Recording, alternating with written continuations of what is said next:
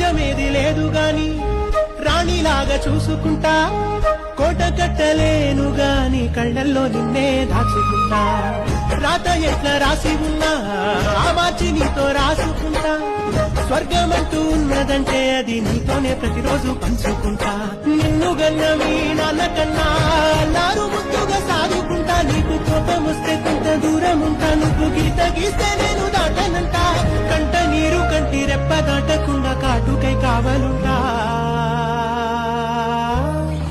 రామాయి నీ మీద నాకు మనసాయనే, ఏనాడు నిన్ను వీడిపోని నీడైతనే.